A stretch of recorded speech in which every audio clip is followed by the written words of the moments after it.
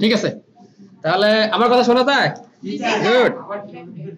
এরপরে আমরা যে কথা বলছিলাম না, সোশ্যাল মিডিয়া ভিডিও আপলোড দিব, এটা কত ইউজ করা হয়? এক্সাক্ট ইউজ করা হয় কত জানেন? এক্সাক্ট ইউজ করা হয় 25 এবং প্যাল, বর্তমানে প্যাল এবং সোশ্যাল মিডিয়া ব্যবহার করা হয় 25 fps। স্যার এগুলো ফ্রেম রেট নিয়ে কথা বলছেন? Yes frame rate. প্যাল কি জিনিস? প্যালের একটা অ্যাব্রিভিয়েশন আছে, আমি একটু পরে বলছি, আপনি আগে লিখে নেন।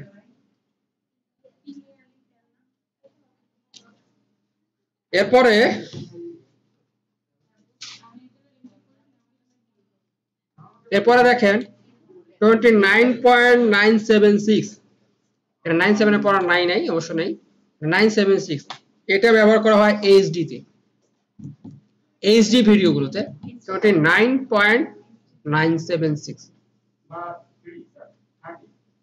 এইচডি নামে কথা বলেন, কথা আমি বুঝি না আপনি বলছি স্যার 30 ব্যবহার করা 30। হ্যাঁ এইচডি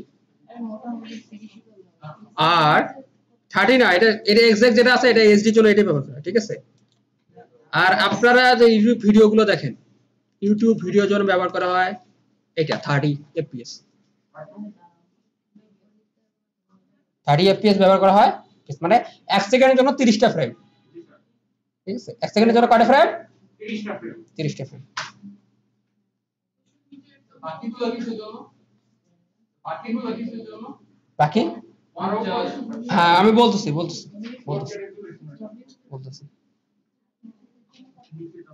ওকে জি স্যার। লেখা হয়েছে? জি স্যার। ওকে, তাহলে আপনারা বলেন দেখি স্টপ মোশনের জন্য কত ব্যবহার করা হয়? fps 16। তারপর হচ্ছে সোশ্যাল মিডিয়ার জন্য 25। গুড। আর যারা মুভি দেখি, মুভি প্রেমিক আসলে বেশ কয়েকজন আছে না, মুভির জন্য কত? 24। আপনি আমার দেখে কথা বলেন কেন? আপনি খাতা লিখেন নাই?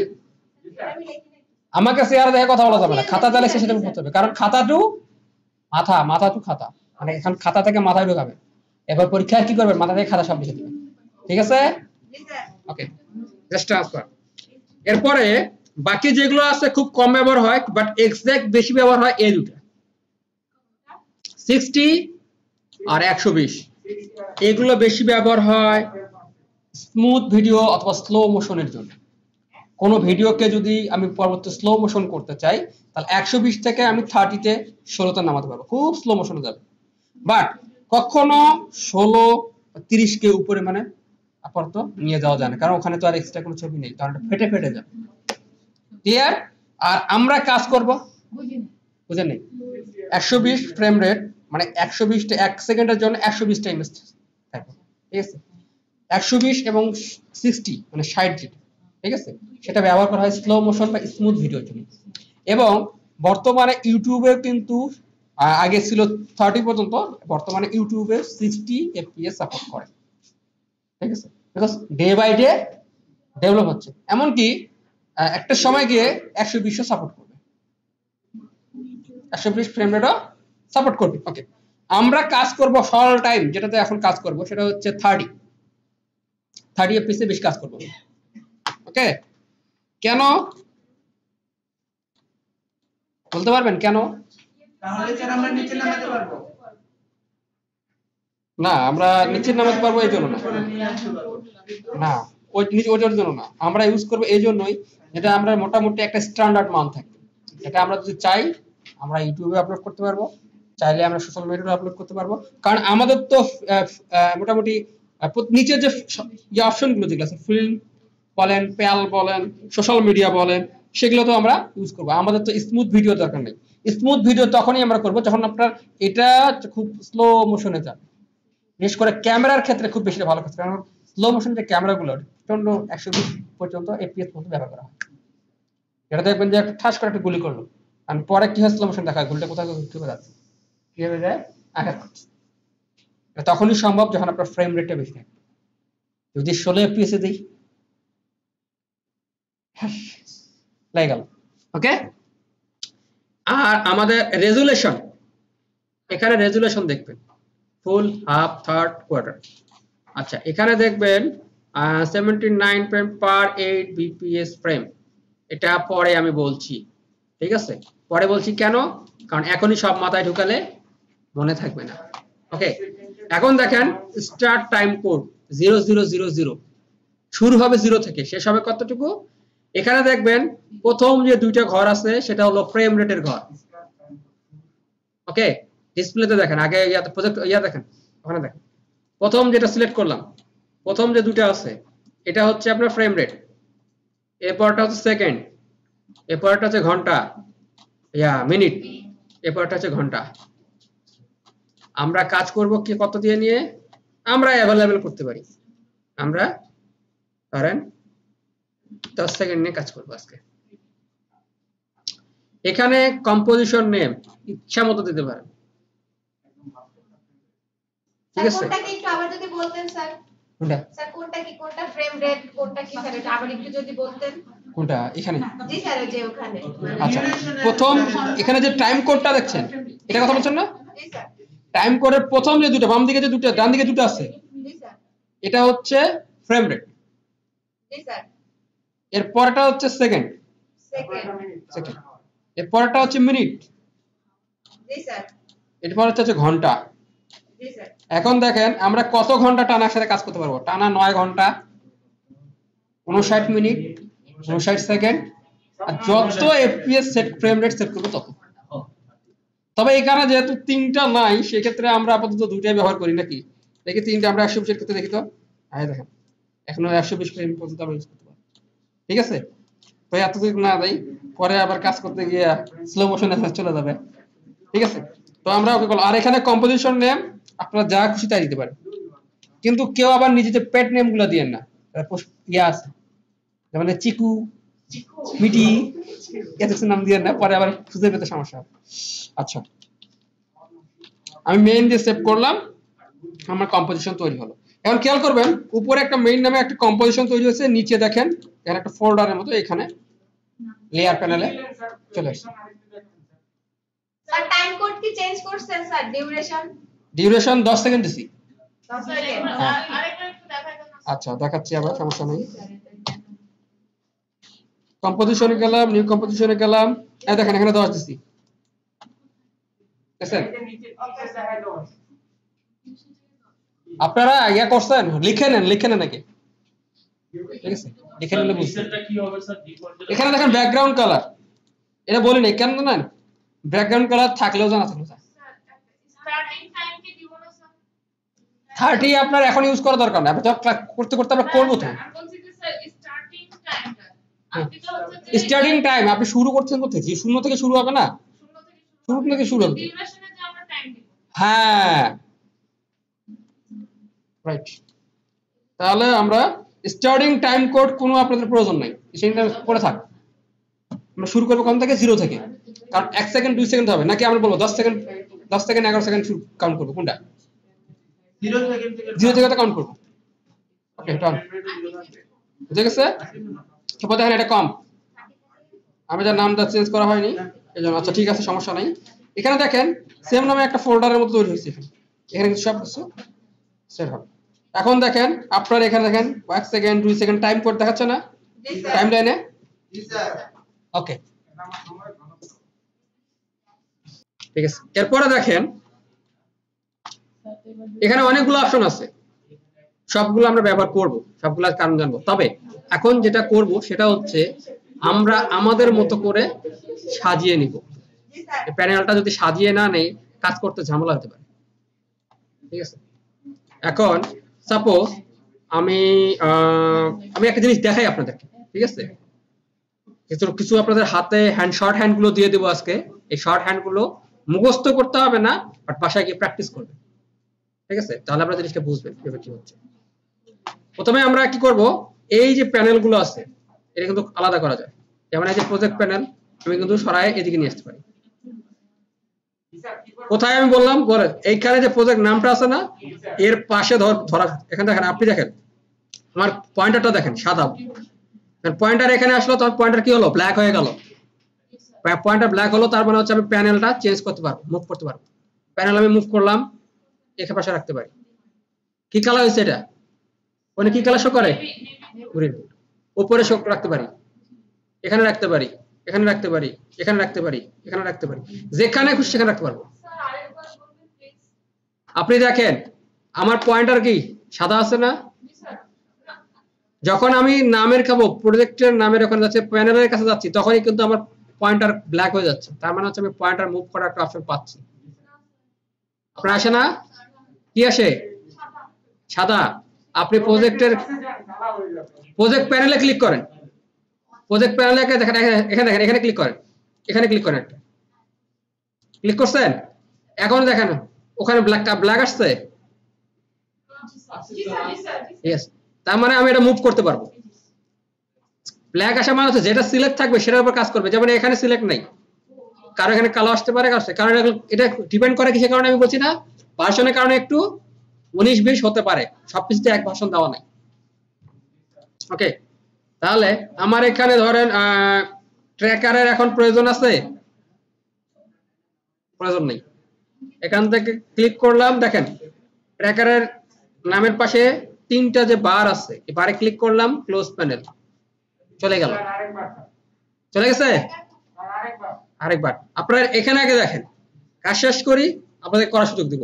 আগে ডিসপ্লে না, আগে ইয়াতে দেখেন, প্রজেক্টর দেখেন, এই যে প্যারাগ্রাফ আছে না, প্যারাগ্রাফের পাশে দেখেন ডান দিকে 3টা বার আছে, বারে একটা ক্লিক করলাম, ক্লোজ প্যানেল আসলো, ক্লোজ করে দিলাম।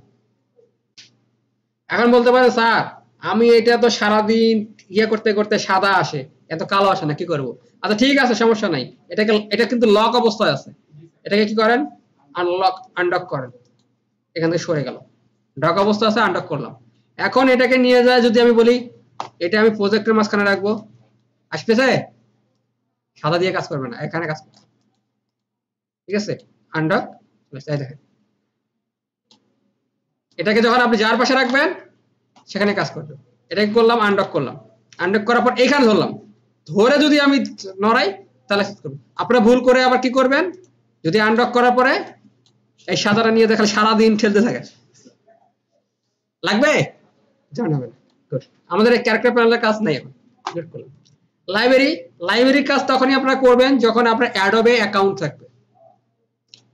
adobe.com এ যদি অ্যাকাউন্ট থাকে তাহলে আপনার লাইব্রেরি নিয়ে কাজ করতে পারেন। তাহলে লাইব্রেরির সুবিধাটা কি?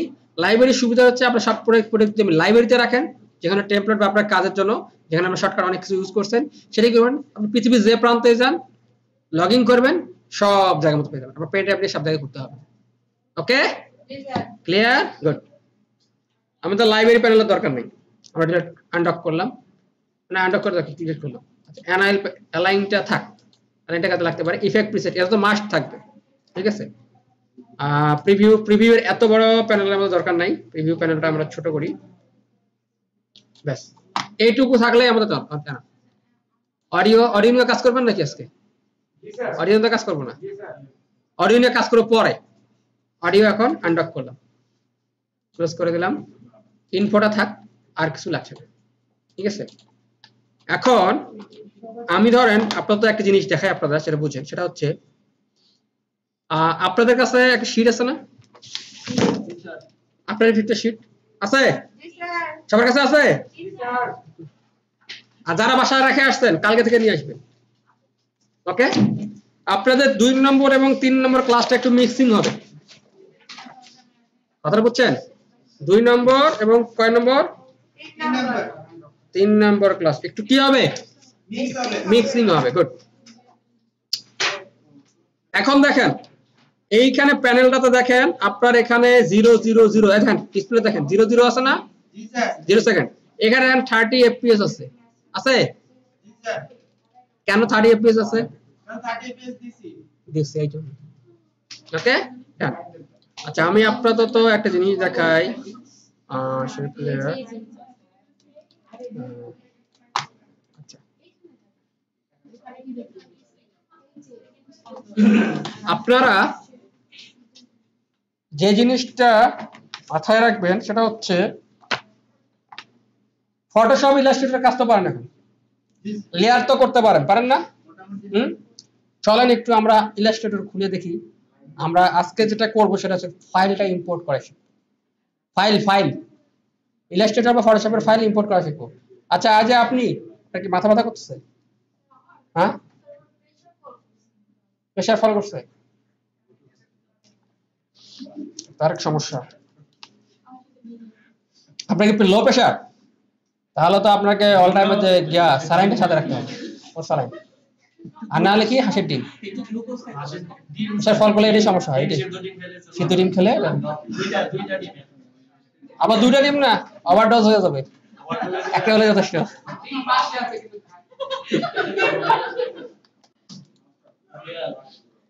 ডিমের কথা তুলবেন না এখানে, ঠিক আছে? কারণ আমি এমনিতে ডিম লোভী। এবং আমার রেকর্ডে একদিনে এক বেলায় 10টা ডিম খেয়েছি, হাঁসের ডিম 10টা ডিম। আর আমার চ্যালেঞ্জ আসলে একজনের সাথে, মানে হেরে গেছি দাওয়াতে, মানে আমার অ্যারেঞ্জমেন্টটা দেখতেছিল, তা মোটামুটি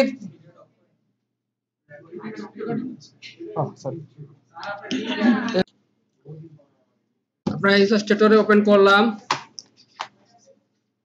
ক্রিয়েট নিউ। যাই হোক, আমরা যেহেতু ওয়েবের জন্য ব্যবহার করব, তো মোটামুটি যে 1920x1080টা ধরলাম। এখানে যা আছে তাই থাক, সম্ভবত 8GB দেওয়া আছে, 8GB থাক।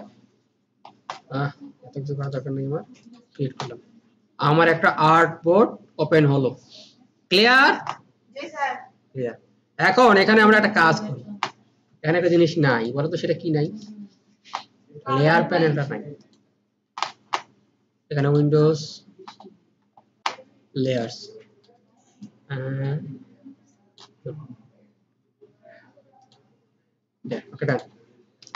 আমরা কি করলাম এখান থেকে? এটা কি শেপ প্যানেল না? Tools panel. এখানে একটা শেপ আছে। ওকে, এটার আমরা কালার দিয়ে ব্ল্যাক। ওকে, ডান। এরপরে আমরা একটা রাউন্ড শেপ দিই। এটা কালার দিয়ে হচ্ছে রেড। ওকে, থাকলো। এবারে হচ্ছে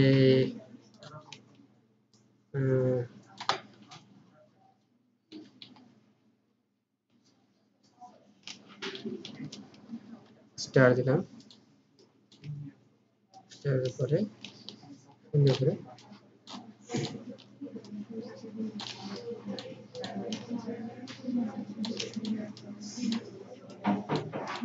দেখা যাচ্ছে।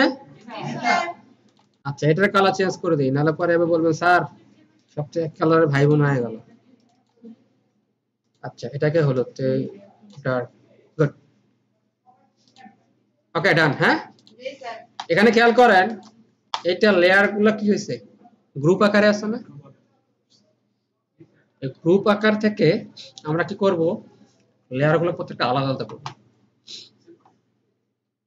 আপনারা একটা নতুন করে লেয়ার খুললেন, খোলার পরে সবাটা উপরে দিলেন, তারপরে এটা,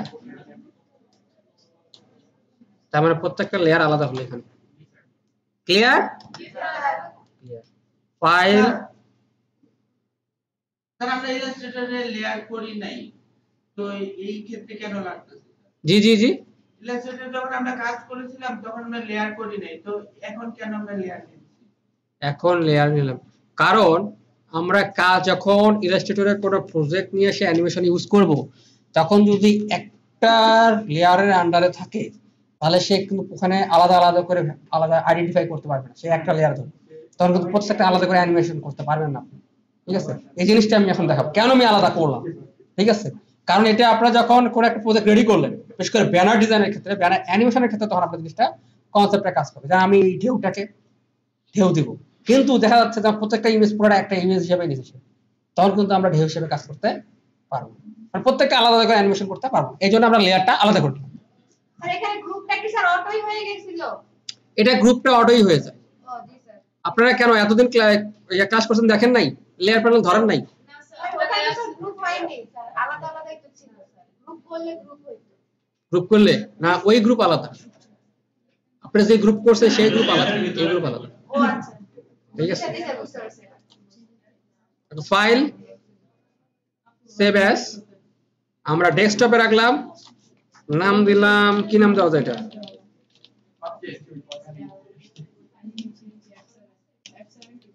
নাম দিলাম টেস্ট। আমরা একটু টেস্ট করে দেখবো ঝাল মিষ্টি না টক। আচ্ছা যাই হোক, যা আছে তাই। সেভ হয়ে গেছে না? এই যে আমাদের টেস্ট। এখন চলেন প্রজেক্ট প্যানেলে আমরা যেটা করব, আমরা কম্পোজিশন অন করতে গেলে কম্পোজিশন কিভাবে করছি, কম্পোজিশন থেকে নিউ কম্পোজিশন থেকে আমরা ক্লিক করে কম্পোজিশন করছি। ওকে, কম্পোজিশন কয়ভাবে করা যায় আপনারা লিখে নেন। কম্পোজিশন 3 ভাবে করা যাবে।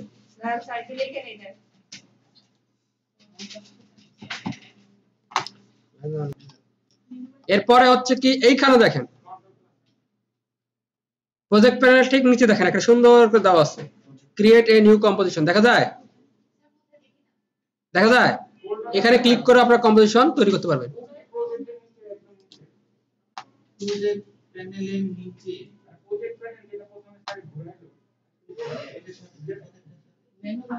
আরেকটা হচ্ছে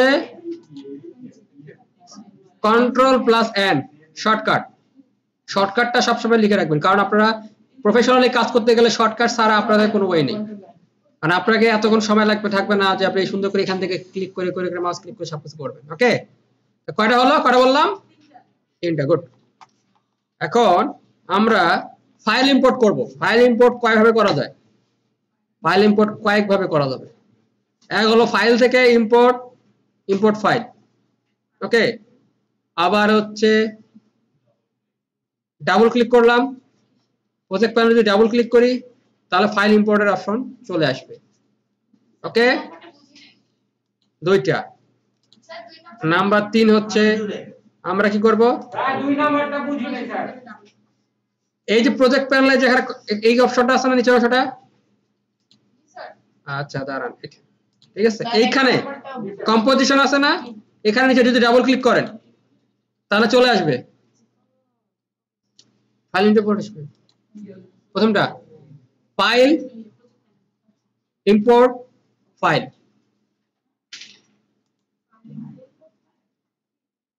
ফাইল ইম্পোর্ট ফাইল, তারপর হচ্ছে এখানে ডাবল ক্লিক, প্রজেক্ট প্যানেলে ডাবল ক্লিক করলেই চলে আসবে, যেহেতু প্রজেক্ট প্যানেলে সবকিছু রাখতে হবে। অথবা শর্টকাট লিখেন control plus I, control plus I দিলে ইম্পোর্ট করা অপশন পাবেন। ওকে, এখন আমরা মেইন যে কাজটা সেটা শিখুন। এটা তো ফাইলটা কোথায় আছে? ডেস্কটপে রাখছিলাম, কি নামে? টেস্ট নামে। ক্লিক করলাম। এখন দেখেন এখানে কয়েকটা অপশন আছে, এটা কিন্তু খুব ইম্পর্টেন্ট, মাথায় রাখবেন। সেটা হচ্ছে footage, composition, return, layer size, composition. এই জিনিসটা কিন্তু মাথায় রাখবেন। আমরা ফাইল ইম্পোর্টের ক্ষেত্রে এখানে যদি ঝামেলা করেন তাহলে কিন্তু আপনার মাথা ঘুরে যাবে পরে কাজ করতে গেলে। কি করতে চাইলাম, কি হলো? আচ্ছা, প্রথমে যদি ফুটেজ হিসেবে নেই তাহলে কি হচ্ছে দেখেন, এখানে কিন্তু আবার বলে দিচ্ছি কনফার্ম হচ্ছে না, আপনি কি ফুটেজ হিসেবে নেবেন না চেঞ্জ করবেন, কারণ চেঞ্জ করার অপশন থাকতে পারে। আমরা ফুটেজ হিসেবে নিলাম। এখানে আবার কিরকম, যদি ফুটেজ হিসেবে নিই তাহলে কি হচ্ছে, এখানে মার্জ লেয়ার, মানে 3টা লেয়ারকে একটা লেয়ার করবে সে। আপনারা যে প্রশ্ন করছিলেন না যে আলাদা আলাদা লেয়ার নিলাম কেন? জি স্যার। হ্যাঁ, এখানে দেখেন মার্জ লেয়ার অপশনটা দেখছেন? জি স্যার। মার্জ লেয়ার মানে কি সম্পূর্ণ 3টা লেয়ারকে এক জায়গায় করছি। গুড। চুজ লেয়ার অপশন ফাঁকা আছে, কিন্তু আমি যে কোনো একটা লেয়ার নিতে পারি। আচ্ছা, প্রথমে তো ফুটেজ আমরা মার্জ লেয়ার নিয়ে দেখি। ওকে করলাম, কি হলো আসলে, কিন্তু এই কম্পোজিশন প্যানেলে কিছু দেখা যাচ্ছে, কেন যাচ্ছে না? কারণ কি, কারণ এটা আমরা লেয়ার প্যানেলে নিয়েছি। এই যে আসছে। এখন দেখেন এখানে আসতে কটা, একটাই ফাইল আসছে, এখানে কোনো কিছু পরিবর্তন করার সুযোগ আছে? দেখেন তো, না স্যার, সুযোগ নেই। তার মানে ফুটেজ হিসেবে নেওয়া আমাদের সবসময় যাবে না। যাবে, আমরা কাজের ক্ষেত্রে লাগবে। তাহলে কি করবো, আমরা এখানে ডিলিট করে দিলাম এটাকে, আবার নিলাম, এবারে নিলাম, সরি হ্যাঁ দেখেন, আবার নিলাম টেস্ট। এখন দেখেন এটাকে নিলাম কি কম্পোজিশন আকারে। দেখেন কম্পোজিশন আকারে নেওয়ার পরে দেখেন এখানে কি অপশন আসছে, সে নিজে একটা কম্পোজিশন তৈরি করছে টেস্ট নামে, প্লাস একটা ফোল্ডার দিয়ে দিচ্ছে। ফোল্ডারের মধ্যে কি আছে, প্রত্যেকটা আলাদা আলাদা ভাবে আছে, ঠিক আছে। আচ্ছা, আমি যদি এই টেস্ট লেয়ারটাকে ডাবল ক্লিক করি, ইয়াটাকে কম্পোজিশনটাকে ডাবল ক্লিক করি, তাহলে কিন্তু দেখেন কম্পোজিশনের পাশে একটা ফোল্ডার ক্রিয়েট হচ্ছে, এখানে টেস্ট। এটা কিন্তু ফোল্ডার হিসেবে কাজ করছে, দেখছেন আমি বলছিলাম যে ফোল্ডার হিসেবে কাজ করে। এখন আমরা যদি এটা নেন, দেখেন আলাদা আলাদা করা যাচ্ছে। এদিকে তো আই বাটনটা আছে, যেটা আই বাটন বন্ধ করে দেবো সেটা কি দেখা যাবে না, হাইড হয়ে যাবে। এখন দেখো তো আলাদা আলাদা চিন্তা করা যাচ্ছে এটাকে নিয়ে, আর এটাকে নিয়ে কাজ করা যাবে। তার মানে কি এখানে আমি এডিট করতে পারবো চাইলে এখন? কে বলছেন? জি বলেন। তাহলে এখন আমি চাইলে আলাদা আলাদা এডিট করতে পারবো?